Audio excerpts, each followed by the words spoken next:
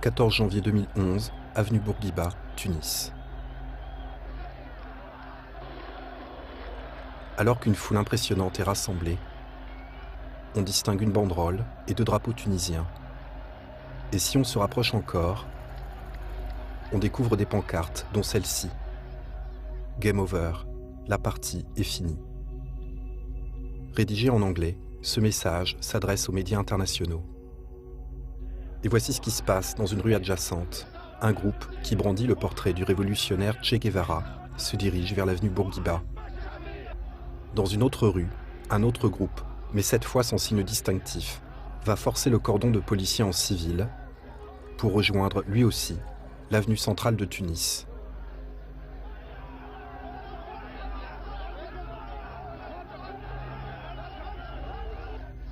Vous êtes en train d'assister à la toute première manifestation de masse dans la capitale tunisienne depuis le début des événements. C'est donc une foule très diverse qui s'est rassemblée pour exiger le départ du dictateur et le faire savoir au monde entier. Une révolte naît toujours d'un accident soudain et imprévisible.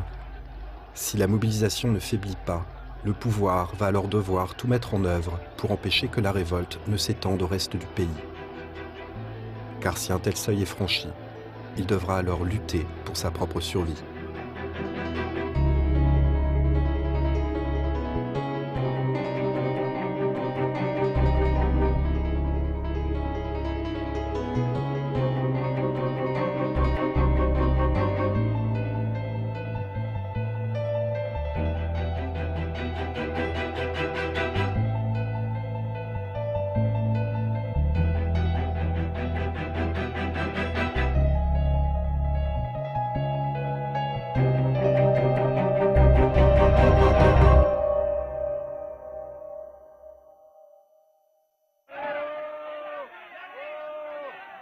Paris, mai 1968.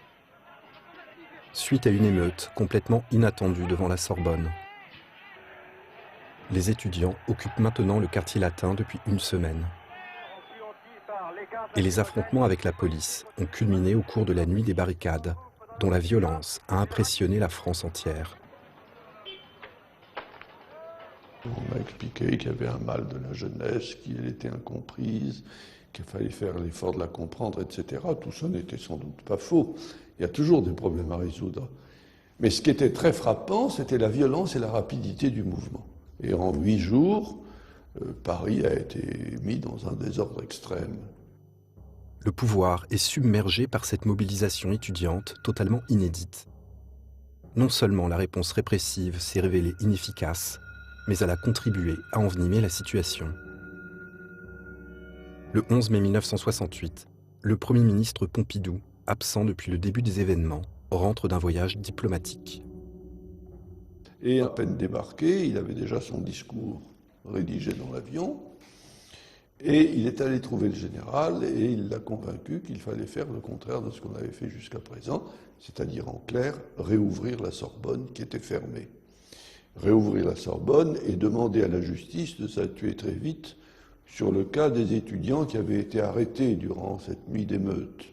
J'ai décidé que la Sorbonne serait librement rouverte à partir de lundi, les cours reprenant à la diligence du recteur et des doyens. À partir de lundi également, la Cour d'appel pourra, conformément à la loi, statuer sur les demandes de libération des étudiants condamnés. Le Premier ministre réagit de façon classique. Puisque la solution répressive n'a pas fonctionné, il fait des concessions, ce qui en temps normal apaiserait la situation. À ce moment-là, on a espéré que la chose allait se résoudre. Mais voici ce que l'on entend depuis quelques jours dans les usines. Il est sûr et certain que ça a sensibilisé l'opinion publique, ça c'est sûr et certain. La classe ouvrière, après tout, les matraques, elle les connaît. Quand j'ai été manifesté, je vais pas manifester, quand je vais manifester, qu'on a des gardes mobiles ou des CRS en face de nous, alors on les connaît, quoi, on les connaît. Alors il est sûr et certain qu'on apprécie à leur juste valeur ce qu'ils ont fait. Dans les ateliers, on parle désormais de se mettre en grève, en dehors de tout mot d'ordre syndical. Dans toutes les usines, on observe le même phénomène. Les syndicats, dont le rôle est d'organiser et d'encadrer les mobilisations, sont tout simplement dépassés par une soudaine agitation ouvrière. Les syndicats sont contraints à agir, avec l'espoir de prendre le contrôle d'une situation qui leur échappe. Et c'est vrai qu'il y avait l'idée de garder le contrôle, ou de prendre le contrôle du mouvement, et nous faisons ce que nous avons toujours fait, une manif de masse. Le succès dépasse nos espérances. Nous sommes impressionnés. Bon, on peut dire 1 800 000, 500 000, peu importe les chiffres, c'est une énorme manif, on défile toute l'après-midi. Mais l'énorme manifestation du 13 mai ne permettra pas aux syndicats de reprendre la situation en main. Et c'est à partir du mardi que la CGT s'est trouvée devant ce mouvement qu'elle ne contrôlait plus dans son propre secteur. Il ne s'agissait plus des universités ou des étudiants, il s'agissait des entreprises publiques ou privées, des administrations. Dès le lendemain, mardi 14 mai, les 1800 ouvriers de l'usine Sud-Aviation de Nantes se mettent en grève et décident de la première occupation d'usine. Dès lors, les grèves avec occupation vont se multiplier. 2 jours plus tard, le 16 mai, pour ne pas être complètement débordée, la CGT est contrainte de déclencher la grève à l'usine Renault de Billancourt, le thermomètre social du pays.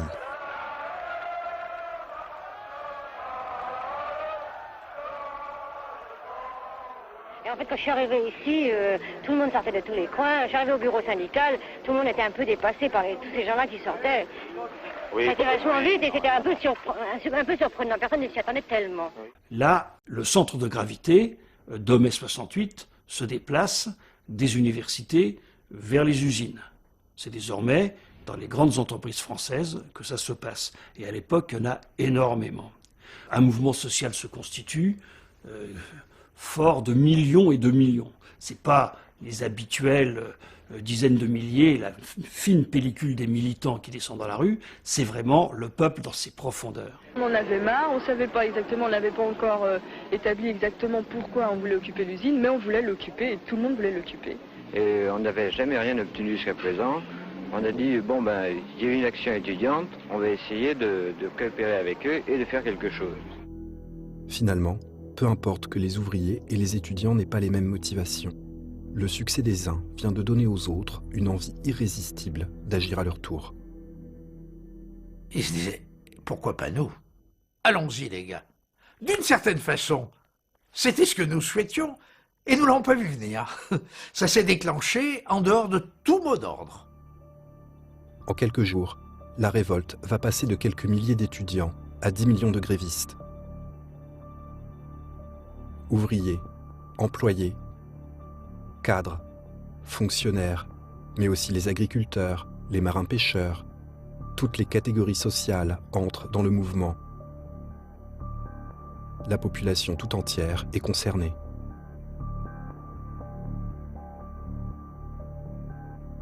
En s'affrontant violemment et pendant une semaine avec les forces de police, les étudiants ont bouleversé la perception des possibles dans la société française de 1968.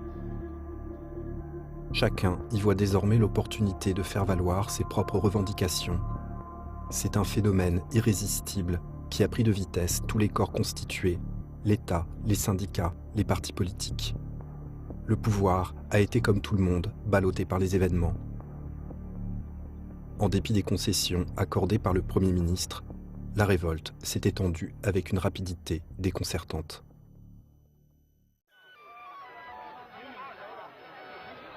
Pékin, avril 1989. Suite au décès du leader réformiste Hu Yaobang, les étudiants manifestent depuis 15 jours.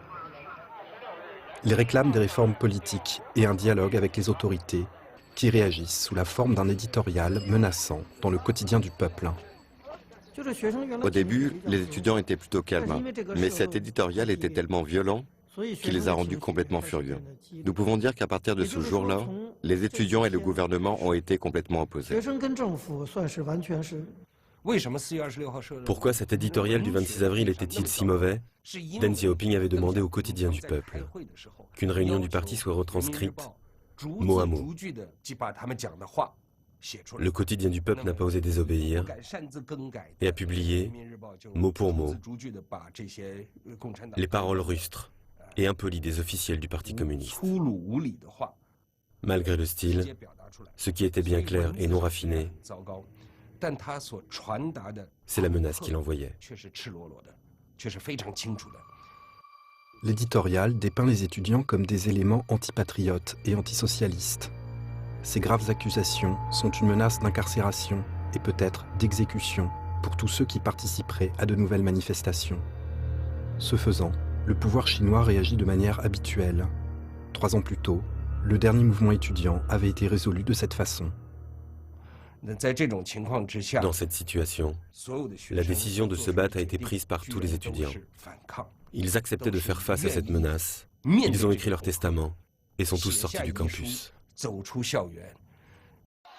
Jeudi 27 avril 1989.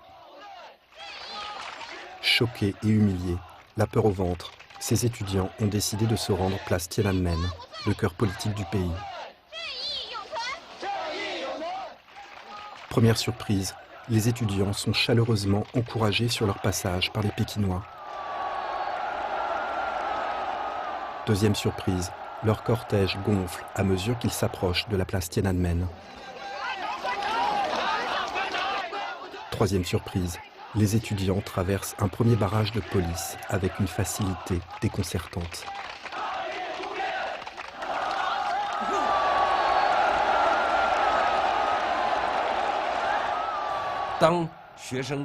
Quand les étudiants sont sortis du campus et ont franchi les uns après les autres les barrages de police, nous étions environ 100 000 dans la rue ce jour-là, et il y avait probablement des millions d'habitants de Pékin qui se tenaient de chaque côté des rues pour nous encourager. À ce moment-là, j'ai pensé qu'il s'était passé un changement psychologique.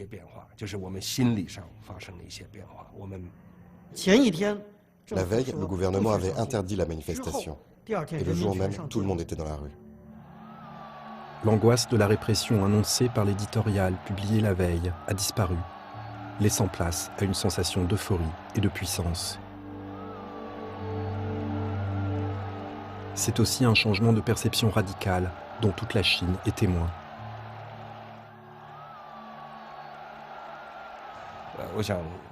Nous avons réussi à prendre un gouvernement autoritaire à son propre jeu. Il nous avait menacés pour nous faire peur, et nous l'avons pris au dépourvu à notre tour. Du coup, ils ne savaient plus comment réagir. Donc nous avons organisé d'autres activités, incluant des sit-ins, des manifestations et une pétition. Nous voulions être sûrs que le gouvernement nous entende. Mais le gouvernement n'a pas répondu du tout.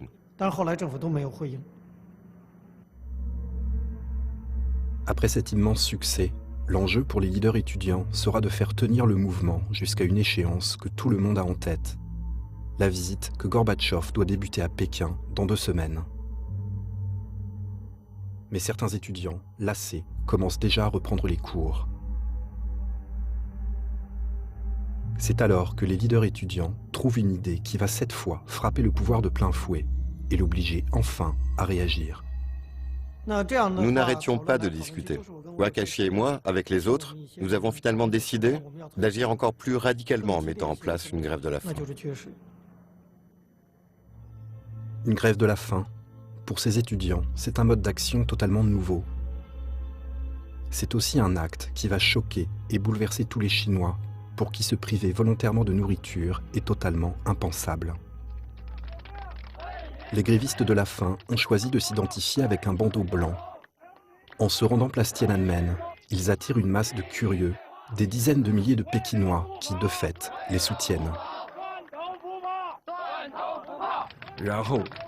Et puis, 10 000,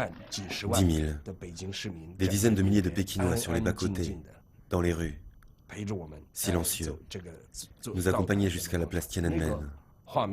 Oui, nous étions prêts. Nous étions prêts à mourir. Je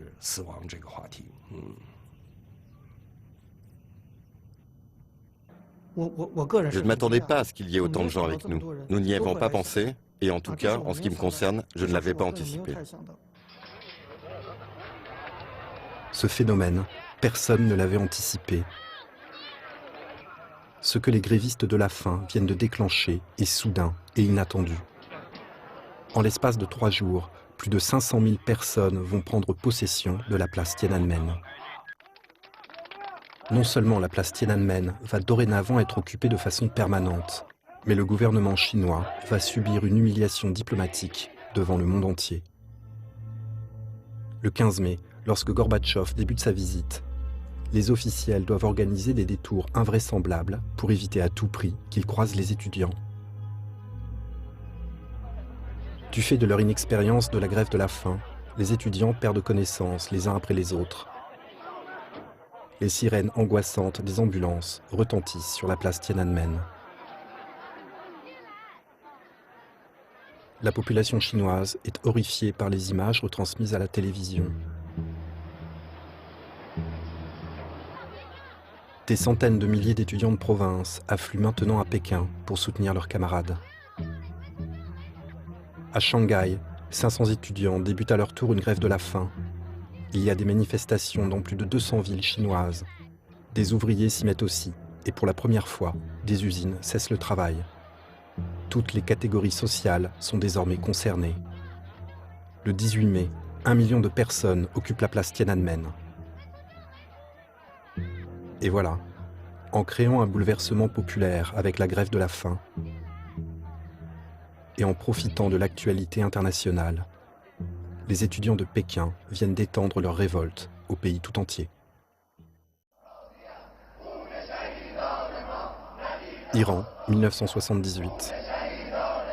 Suite à un article de journal offensant l'ayatollah Khomeini, un chef religieux en exil, le clergé chiite est entré en révolte contre le Shah. Cette révolte se déroule selon un cycle qui se répète tous les 40 jours, à l'occasion de la célébration rituelle des martyrs de la répression.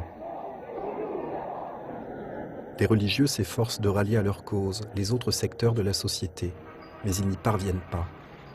Au bout du 6e cycle de 40 jours, c'est-à-dire après 8 mois de révolte, les mobilisations religieuses finissent par s'essouffler.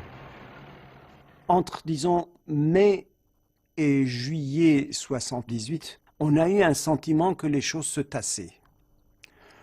Puis la famille impériale est partie sur la Caspienne pour les vacances. La torpeur de l'été s'est abattue un peu sur le pays. Rien ne laissait présager des mouvements de foule.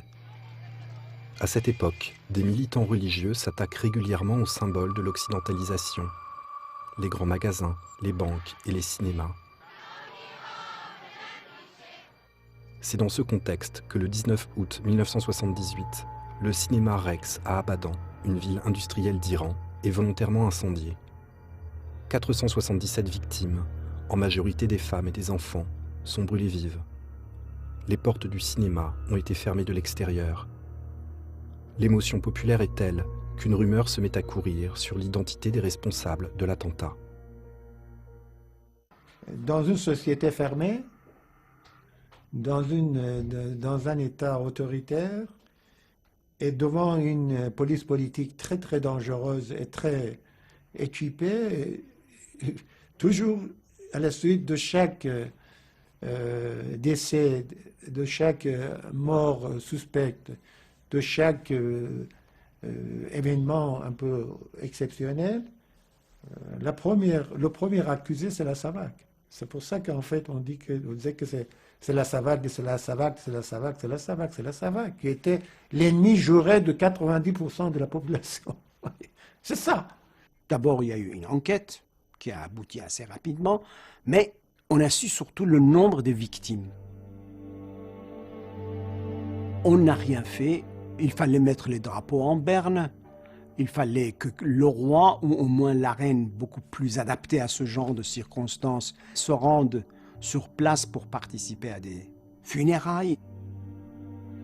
Il fallait organiser une cérémonie religieuse générale à Téhéran, dans une grande mosquée initiée par le gouvernement. On n'a rien fait. L'ordre a été donné à la presse de traiter l'événement comme un fait divers.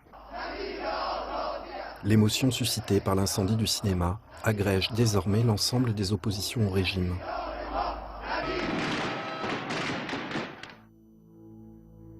La révolte atteint Téhéran 2 semaines plus tard. Pour l'heure, Peu importe que certains désirent instaurer le royaume de Dieu ou que d'autres rêvent de démocratie, extrême gauche, communistes, libéraux, sociodémocrates, simples citoyens, tous se joignent aux religieux pour chasser le Shah d'Iran. On pense aujourd'hui que l'attentat du cinéma d'Abadan a été perpétré par des militants proches de l'ayatollah Khomeini.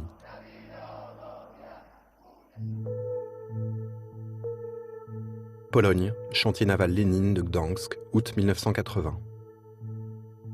Le licenciement d'une ouvrière qui milite pour la légalisation des syndicats libres a déclenché une vaste grève qui dure maintenant depuis 10 jours. Les ouvriers sont en train de mettre en œuvre une stratégie inédite dans l'histoire des révoltes. Une stratégie qui doit leur permettre d'éviter ça.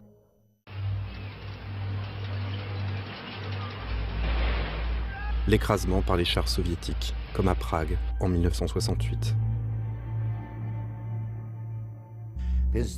Alors cette possibilité de l'intervention était là, bien présente. Nous le savions. Cette grève pouvait très bien se terminer en bain de sang. Leur idée est simple, limiter leur révolte à la société civile. Réclamer le droit de s'organiser librement entre travailleurs au sein des usines et laisser le pouvoir au Parti communiste. Nous étions donc conscients qu'en s'enfermant, en organisant une grève, en occupant les lieux, nous mettions le pouvoir dans une situation très difficile.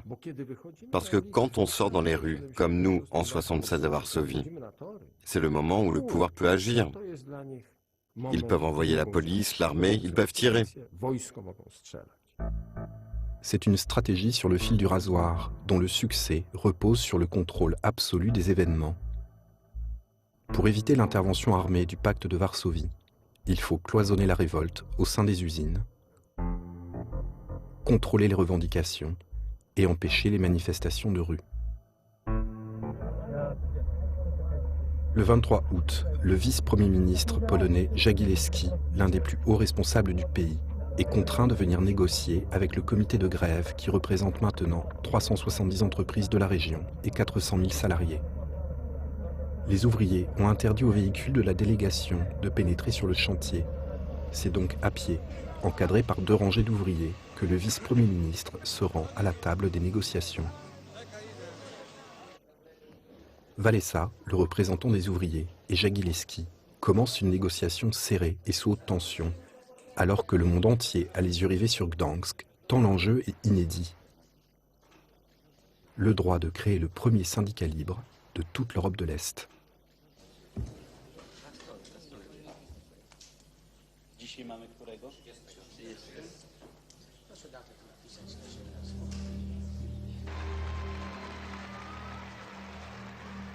Après une semaine de négociations, les ouvriers remportent une immense victoire. Pour l'instant, le droit de créer des syndicats libres n'est accordé que pour la région de Gdansk. Mais pour toute la Pologne, la perception des possibles a radicalement changé. Niezależne, samorządne związki zawodowe. Pierwszy etap wygrany, ale drugi dużo cięższy. Oj, ciężki, ja się bardzo go boję. Na pewno będą potknięcia, na pewno będzie ktoś chciał nas trochę wyprowadzić w manowce. Taka jest prawda. Ale my się nie damy, bo wszyscy bierzemy odpowiedzialność, nie ja sam. Ale wszyscy razem to jest siła, to jest moc i my to zrobimy. C'était les gens qui vivaient avec la nuque courbée sous le régime, qui était plus ou moins conformiste, mais qui se sont sentis tout d'un coup libres. Libres au sens absolument plein de la parole, c'est-à-dire libres dans la dimension de l'action et libres de la liberté collective d'action. Évidemment, Solidarnosc, ce grand mouvement, est apparu sur l'ensemble du territoire national. Dans le pays entier, les gens qui criaient Solidarnosc voulaient avoir leur succès. Ils voulaient répéter le succès de Gdansk. C'était aussi un peu le droit de cette révolution. Cette union syndicale regroupe les nouveaux syndicats indépendants qui fleurissent partout en Pologne et dans tous les secteurs de la société. La révolte de solidarité s'étend formidablement vite, tout en restant cloisonnée au sein des usines. En partant de Gdansk et en l'espace de 3 mois, 10 millions de salariés sur les 13 millions que compte la Pologne de cette époque adhèrent à Solidarité. En s'organisant et en limitant strictement le champ de leurs revendications, les ouvriers polonais ont fait mettre un genou à terre à une dictature, sans la moindre effusion de sang. Désormais, plus rien ne semble pouvoir arrêter le mouvement Solidarité.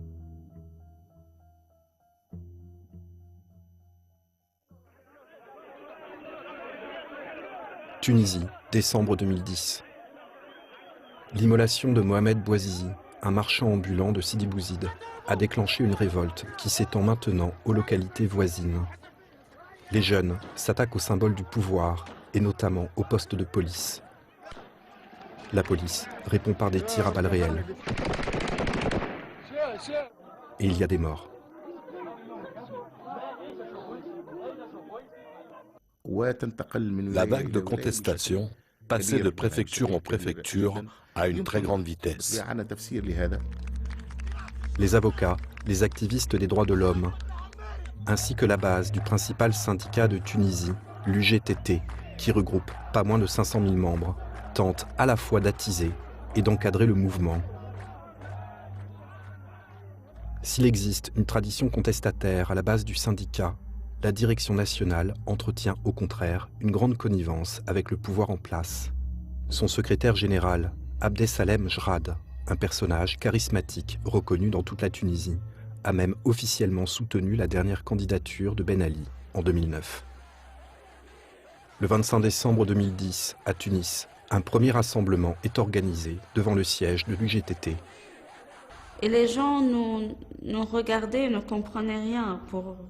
Pour eux, c'était comme si nous étions des extraterrestres parce que personne n'ose scander de slogans contre Ben Ali dans la rue.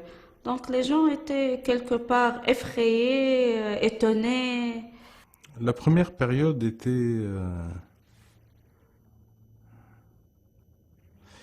pas évidente à vivre parce qu'il y avait encore beaucoup la peur, beaucoup. C'est-à-dire on avait même peur d'aller sur Facebook parce qu'on ne savait pas trop comment on était surveillé. Je me rappelle la première période, donc du 17-18 jusqu'à, allez, on va dire, je ne me rappelle pas exactement, mais fin décembre, 25-26, on était beaucoup plus à regarder les vidéos. Je ne partageais pas. Donc c'est important, parce que la peur était là. Le 28 décembre 2010, alors que des émeutes sanglantes continuent en province, Ben Ali se rend au chevet de Mohamed Bouazizi. Il reçoit ensuite la mère et la sœur de Bouazizi, et comme à son habitude, il propose de l'argent en dédommagement. Par ces deux actes de communication, Ben Ali espère calmer les esprits. Mais dans les jours qui suivent, la révolte va au contraire franchir plusieurs seuils critiques. Le 3 janvier, une émeute dégénère dans la ville de Tala, où 250 personnes attaquent le siège du parti au pouvoir. Le 6 janvier, ce sont tous les avocats du pays qui se mettent en grève. Le 8 janvier, une seconde personne s'immole par le feu à Sidi Bouzid. Les 8 et 9 janvier, au moins 23 personnes sont tuées par balles dans le pays. La révolte franchit un nouveau seuil le 12 janvier, lorsque l'UGTT organise la première grève massive à Sfax, la capitale économique du pays. Et la manifestation qui s'est tenue le 12 à Sfax était sans précédent dans l'histoire de la Tunisie. Le nombre des manifestants variait selon, comme vous savez, entre 60 000 et 100 000 personnes. Une grève impressionnante. Certains pensent que c'est la grève qui a déstabilisé Ben Ali. Si l'immense succès de la grève de Sfax contribue à déstabiliser le régime, c'est surtout la prise de parole du secrétaire régional de l'UGTT qui va marquer les esprits ce jour-là.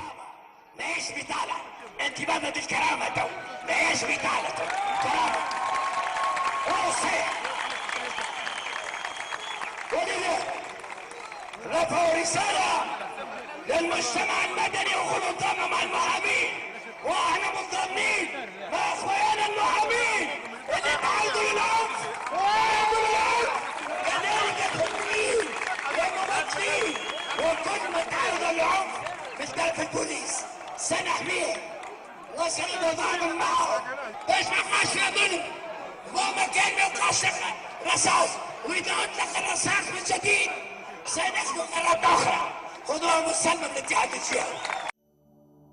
Ce dirigeant de l'UGTT vient de mettre fin à la collusion de son syndicat avec le pouvoir, et c'est un bouleversement complet, perçu comme tel dans toute la Tunisie. C'est le 12 où tout a basculé, finalement, d'un point de vue populaire, dans l'esprit des gens. Pour la première fois depuis le début de la révolte, une grève générale est programmée à Tunis pour le vendredi 14 janvier 2011. La veille de la grève, Ben Ali fait un discours télévisé dont la forme va déconcerter tous les Tunisiens. Dans l'espoir de se rapprocher des gens, il ne s'adresse pas à eux, comme de coutume, en arabe littéraire. Ce soir-là, il parle le dialecte tunisien. أتكلمكم بلغة كل التونسيين والتونسيات. أتكلمكم الآن لأن الوضع يفرض تغيير عميق. نعم تغيير عميق وشامل. وأنا فهمتكم. نعم أنا فهمتكم. فكفاء عنفا. الكرتوش مش مقبول. ما عندوش مبرر. إلا لا قدر الله حد يحاول يفك سلاحك. Quand j'ai remarqué qu'il a changé de ton, moi j'ai eu peur. J'ai eu peur parce que je pensais que les Tunisiens allaient le croire. Et puis, même avant qu'il ne finisse son discours, les gens du RCD, ses supporters, étaient déjà dans la rue en train de klaxonner. Location. Osman, Hassan. 5 كلاب location لبعضهم يزمروا حصلوا. Ce Tunisien est en train de découvrir que ce concert de klaxon n'a rien de spontané. Il s'agit d'une manifestation de joie populaire fabriquée de toutes pièces par le pouvoir.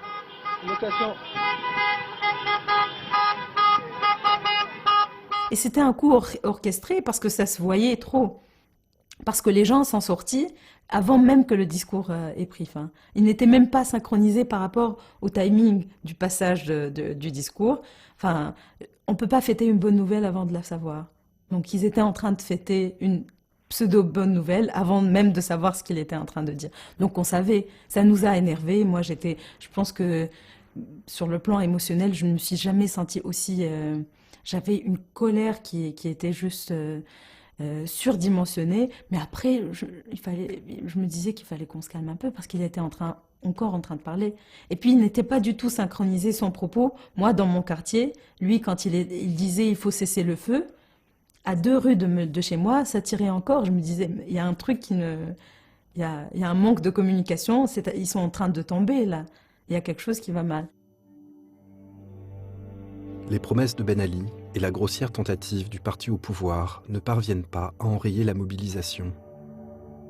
Le 14 janvier, même des gens qui n'ont jusqu'à présent jamais manifesté décident de franchir le pas. Et je me rappelle à côté, donc j'ai rejoint la manif à côté de la cathédrale de Tunis et j'ai commencé à marcher. Il y avait quand même, la foule commençait à se construire et j'arrivais pas à crier au début. J'avais un nœud ici, j'arrivais pas à exprimer. Et c'est en arrivant peut-être un peu plus loin que le théâtre, donc on va dire aller 300 mètres, 200, 300 mètres, que j'ai pu crier un mot. Et ensuite, devant le ministère, bon là, ça partait dans tous les sens et je me suis lâché et là, on m'a crié pendant des heures. On est libre, on est libre, on est libre. Filmez-nous, on n'a pas peur, on n'a pas peur. Pas la terreur, pas le dictateur. Avec cette mobilisation massive devant le ministère de l'Intérieur, qui est aussi un centre de torture et l'endroit le plus craint de toute la Tunisie, la révolte franchit un nouveau seuil. Parmi ces manifestants, on retrouve ici des avocats, des syndicalistes de l'UGTT, mais aussi des jeunes chômeurs, des chefs d'entreprise, des apolitiques, des islamistes et des communistes. En d'autres termes, toute la société civile. Et voilà comment une révolte, partie de Sidi Bouzid, modeste ville de province, s'est étendue en quelques semaines à la société tunisienne tout entière. Pour passer d'une dictature à une démocratie, il faut une période difficile, il faut du sang. Il y a eu 90 morts à peu près, il y a eu au moins 1000 blessés. Au moins qu'ils ne soient pas morts et blessés pour rien. Se révolter est toujours un acte coûteux et dangereux. C'est pourquoi l'extension d'une révolte à toute la société n'est ni prévisible, ni systématique. C'est même un phénomène exceptionnel. La révolte s'étend toujours suite à des événements inattendus et soudains qui vont bouleverser les perceptions d'autres acteurs dans d'autres secteurs de la société. Ceux qui se joignent alors au mouvement se saisissent en fait d'une mobilisation amorcée par d'autres. Ils y voient une soudaine opportunité pour agir à leur tour. Ils le font pour leurs propres raisons et y apportent leurs propres revendications. Et c'est ainsi que la révolte peut se délocaliser et s'étendre. Le pouvoir, qui jusqu'à présent a réagi de façon classique et habituelle, va devoir rapidement tenter autre chose pour espérer mettre un terme à la révolte. En France, l'extension de la révolte a pris des proportions absolument inouïes. Seules les forces de l'ordre et la haute fonction publique semblent épargnées par le mouvement. Le 24 mai 1968, le chef de l'État va prendre pour la première fois la parole depuis le début de la révolte. La crise de l'université, crise provoquée par l'impuissance de ce grand corps à s'adapter aux nécessités modernes de la nation.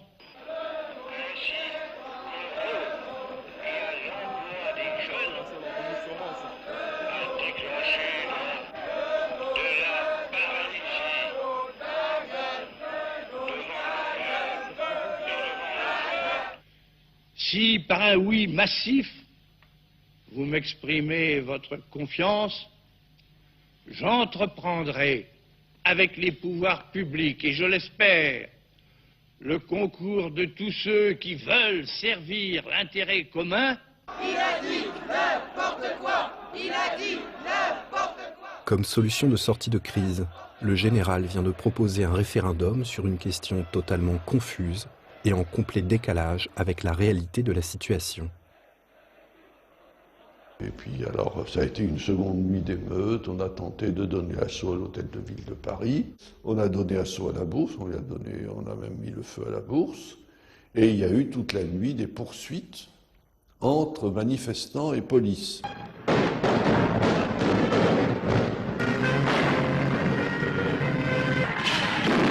Bilan, 1 mort, 500 blessés, 800 arrestations. Mais la violence de la réaction à l'intervention du chef de l'État n'est pourtant pas le phénomène le plus étonnant. Le plus surprenant est que la décision présidentielle, qui en temps normal représente l'autorité absolue sur l'appareil d'État, ne va tout simplement pas être mise en œuvre par les ministres concernés. Cet attentisme au plus haut niveau de l'État peut désormais s'observer dans toutes les strates de l'administration. Des gens qui n'obéissaient plus. Qui d'ailleurs ne mettaient pas souvent, ne contestaient pas les ordres qu'on leur donnait. Ils disaient bien, mais ils ne faisaient rien. En France, les chaînes hiérarchiques sont en plein délitement et l'appareil d'État est en train de vaciller de l'intérieur. Dans la Chine de 1989, le pouvoir est exercé de façon collégiale. Li Peng, le Premier ministre. Deng Xiaoping, l'ancien secrétaire général du parti, aujourd'hui président de la commission militaire centrale. Et Zhao Ziang, le secrétaire général du Parti communiste. Si Deng Xiaoping et Li Peng sont partisans de la plus grande fermeté face à la révolte, Zhao Ziang avait au contraire admis dès le 4 mai que les demandes des étudiants étaient en partie légitimes. Nous avons senti la division dans le gouvernement quand Zhao Ziang a fait son discours public le 4 mai. Il recevait des invités étrangers et le discours a été ensuite publié dans le journal. Autrement dit, il y avait dans le Parti communiste un côté réformateur et un côté conservateur, même si c'était une posture. Cela était très important. Le 16 mai, lorsque Zhao Ziang rencontre Gorbatchev à Pékin, il fait porter la responsabilité du désordre sur Deng Xiaoping. Deng Xiaoping et Li Peng sont fous de rage. Non seulement Zhao Ziang vient de briser la collusion au sommet de l'État chinois devant un étranger, mais en plus, dès le lendemain, les manifestants s'engouffrent dans cette brèche et dirigent leur slogan directement contre Deng Xiaoping. En Chine, le pouvoir apparaît désormais comme divisé en deux camps, et c'est alors que va se produire un autre événement. Le 18 mai, le Premier ministre Li Peng a convoqué les leaders étudiants au palais de l'Assemblée du peuple pour leur infliger une remontrance publique. Alors qu'en raison de leur grève de la faim, certains, comme Wer Kai-shi, sortent juste de l'hôpital.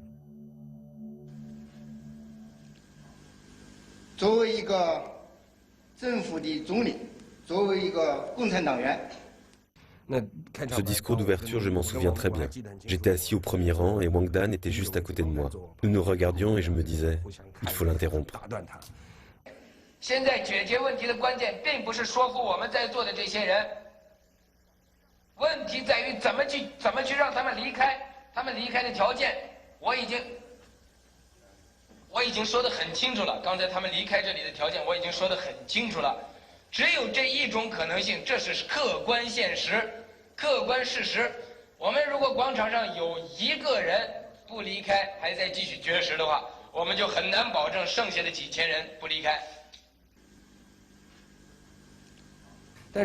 Et le gouvernement n'a pas ordonné à la télévision de censurer ce passage. Et cette scène a été diffusée dans toute la Chine et dans le monde entier. Le fait qu'un étudiant engueule publiquement le Premier ministre chinois n'est pourtant pas le phénomène le plus étonnant. Le plus surprenant est que cette émission enregistrée soit diffusée le soir même à la télévision. Soit l'ordre de le censurer a été donné mais non exécuté, soit, pire encore, aucun ordre n'a été donné. Ceci est une preuve patente de l'incapacité du pouvoir à juger d'une situation qui semblait pourtant évidente. L'appareil d'État montre maintenant des signes de délitement. Iran, 27 août 1978. Suite au drame du cinéma d'Abadan, le Shah nomme un nouveau Premier ministre, Jafar Sharif Emami. Pour la première fois, et en signe d'apaisement, il décide d'autoriser une manifestation le 7 septembre. Or, non seulement cette manifestation est un immense succès, mais on y entend pour la première fois le slogan « République islamique ». En réaction, le Shah va décider d'interdire tout rassemblement et de proclamer la loi martiale dans la nuit du 7 au 8 septembre 1978. La loi martiale est déclarée. L'armée entre en jeu, le général Oveissi est nommé gouverneur militaire de Téhéran, et aussitôt après, le bruit court qu'un nouveau rassemblement, une nouvelle manifestation va avoir lieu place Jaleh, une place au centre de Téhéran, non loin de l'Assemblée nationale. Immédiatement, le gouvernorat militaire de Téhéran, donc le général Oveissi, déclare dans un communiqué « Tout rassemblement de plus de 2 personnes est interdit ». Le 8 septembre, 5000 irréductibles ont décidé de braver l'interdiction.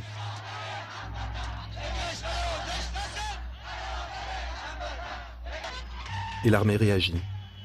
La répression tourne au carnage.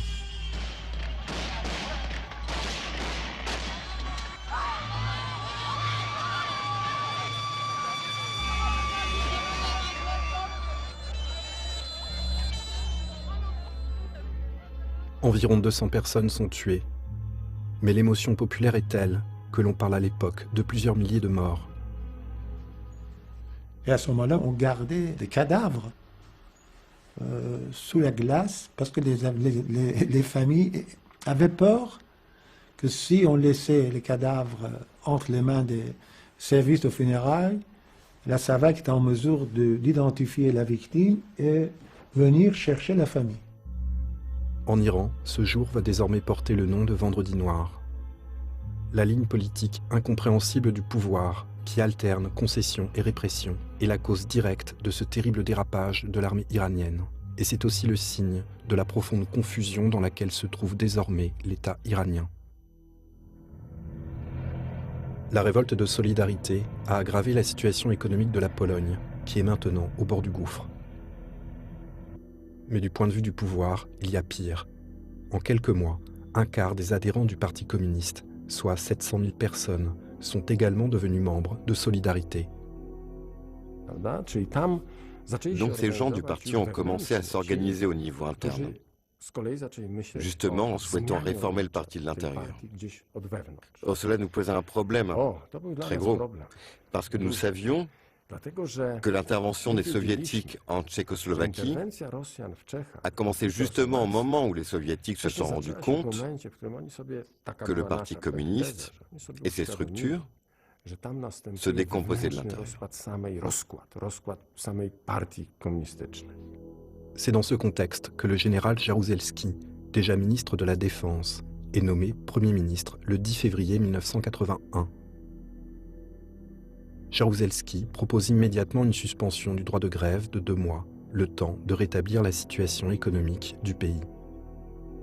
Mais lorsqu'il demandera son soutien au Parlement, d'habitude une simple formalité, il devra menacer de démissionner pour l'obtenir. Quelques mois plus tôt, un tel bras de fer avec les députés aurait été inconcevable. C'était le Parlement élu avant Solidarność.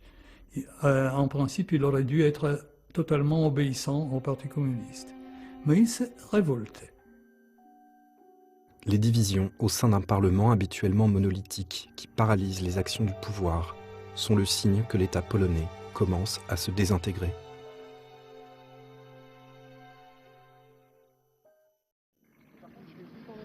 En Tunisie, le 28 décembre 2010, Ben Ali avait prononcé un premier discours télévisé pour réagir aux événements de Sidi Bouzid. ونتقبل التحديات التي يطرحها علينا لتشغيل هذه النسبة المرتفعة من حامل الشهادات ضمن طالب الشغل. Quand tout à coup, عبر مختلف آليات التشغيل وبرامجه. ورغم الصعوبات التي يطرحها هذا النوع المستجد من البطالة فإنه يبقى مصدرا للتفاؤل بالمستقبل. تفاؤل شعب متعلم. Le téléphone de Ben Ali va sonner pendant plus d'1 minute et l'intervention télévisée du dictateur passe du solennel au ridicule.